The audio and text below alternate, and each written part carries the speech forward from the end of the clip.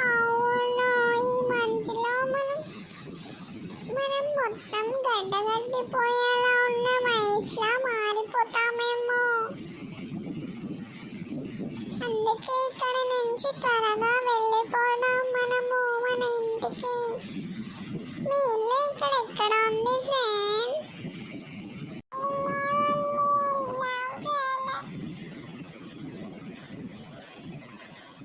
ఇంకా మంచిగా అక్కడ